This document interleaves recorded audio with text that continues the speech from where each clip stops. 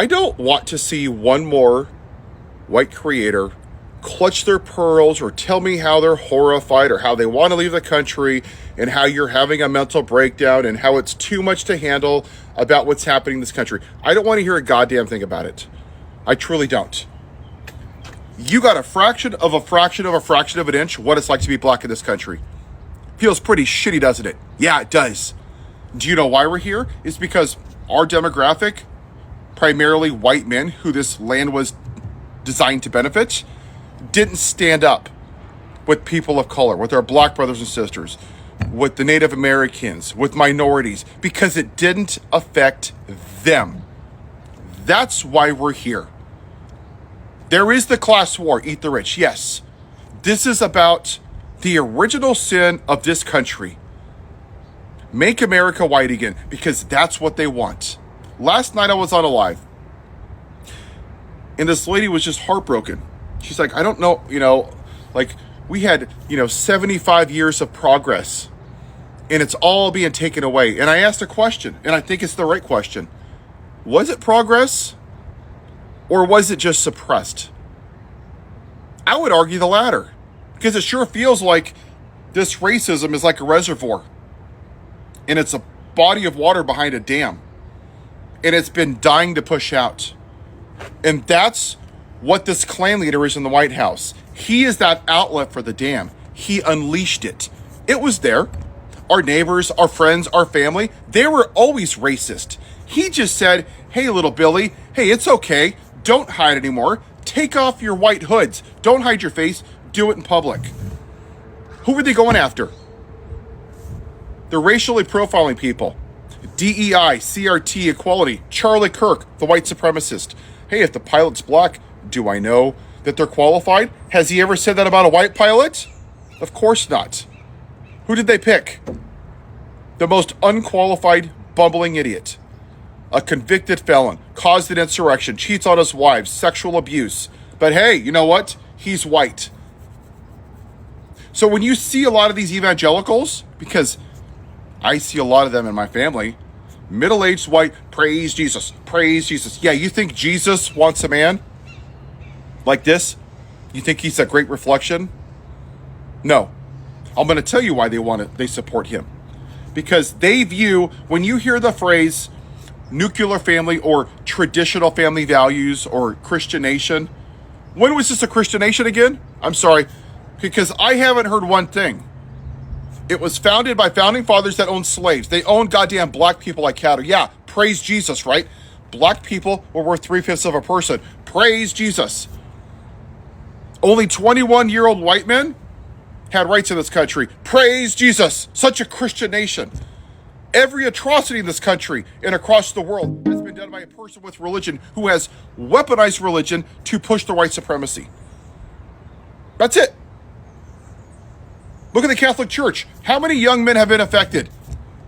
And none of you Catholics stood up. You still go to church and give your tithes while they pay out billions of dollars in civil lawsuits because it didn't affect you, so you don't give a damn. Look at the Baptist Church. Decades they covered up the mistreatment of women. It's gross. And you still went to church and praise Jesus. Look at all the pastors right now that are being arrested for doing inappropriate things with people underage. Praise Jesus, right?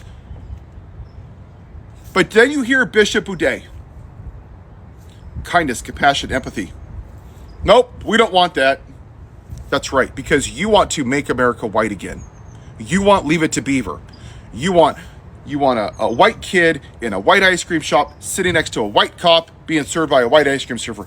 That's what you want. And for all of you middle-aged white people, you are scared to hell that that's going away.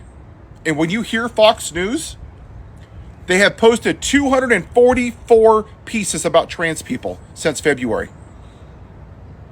Nothing about gun violence. Nothing about universal health care. Nothing about giving people a living wage. Actual policies that would make people's lives better. Because it questions their version of the traditional family. And when you hear that, let me be very clear what traditional family values means. It means white America. That's what it means. They want to put the 10 Commandments in Texas. They want to put Bibles in Tennessee. I'm a person of faith. And I have no right, zero, to push my religion or my faith on you. That's what free will is. See, and those white Christian nationalists, those white supremacists, they don't want free will. They want to push their religious ideology on you because they actually believe this is a Christian nation, because they don't want to take 2 seconds to realize that we are a third world country, that we've never been a great nation for everybody. And that's done through indoctrination, right? You're born in American flag diapers, and you wake up every morning and you eat your freedom Wheaties and you do the Pledge of Allegiance, best country in the whole universe ever by not even a close measure.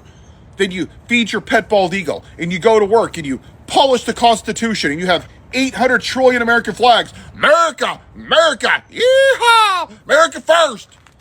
But see, you don't give a damn about the people that the flag represents. You just care that your version of what America was lied to you, that you were the Truman Show, because that's what this is. You were told it was great, and it's not. Right now, the way that we're acting, we're a shithole country. And a lot of people that are white don't want to hear that. Why don't you go ask black people if they think it was great?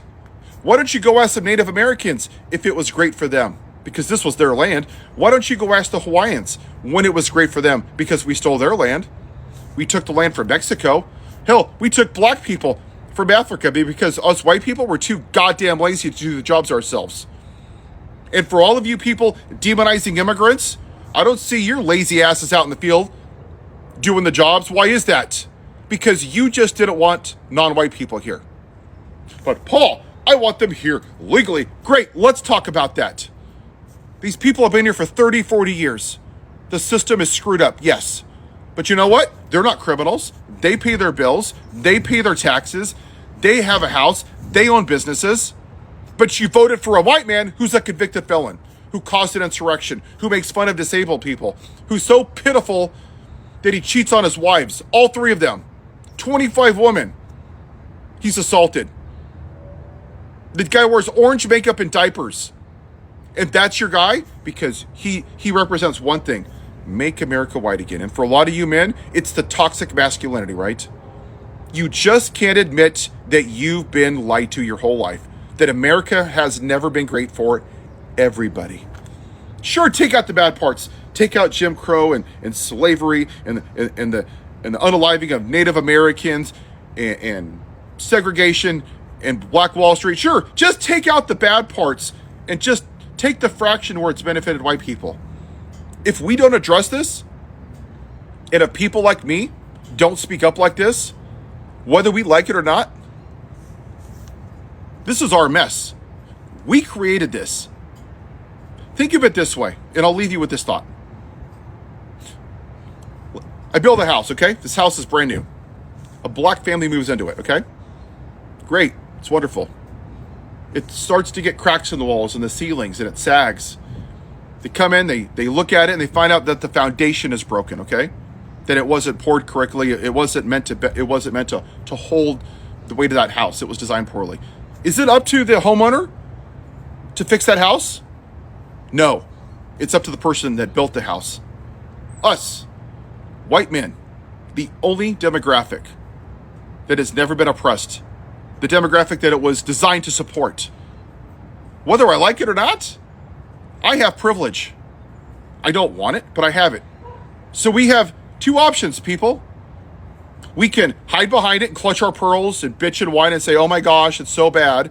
Or we can use it to stand up and do the right thing and to tear down the patriarchy. Because white supremacy, right now, the one good thing that came out of Harris losing was that now we're forced to address the ugliness and the darkness in this country, which is white supremacy. Which path are you going to choose? How is history going to remember you? You can't figure out the class issue without solving the race issue. Because there ain't no solidarity that can contain anti-blackness. There ain't no solidarity that can contain homophobia or transphobia. There ain't no solidarity that contains misogyny or misogynoir. It just don't exist. And all of these different obstacles that they put up in this working class to keep us divided is how they are so able to be successful in the class war. They keep us fighting each other over menial things and over things of identity. And if we keep fighting over our identity, really see how we're identified in the bigger picture, which is as the working class, the lower 99%, people that make everything happen, that day to day. You remember when niggas was essential workers? I was driving trucks. COVID ain't stopped me. I was going state to state still. If it's essential in the time of need, when the country got to shut down, then it's essential every day of the week. And we have to be able to put ourselves in a position where we respect everyone, no matter what their occupation is. Billionaire worship has to be out the window. Because what are they doing for you? Creating big, beautiful bills? That's what you get out of billionaire worship. And that's what you get from poor white racism, people that support it just because the faces of those billionaires are white. Because if it was Jay-Z and Oprah presenting that big, beautiful bill, they'd have executed them niggas.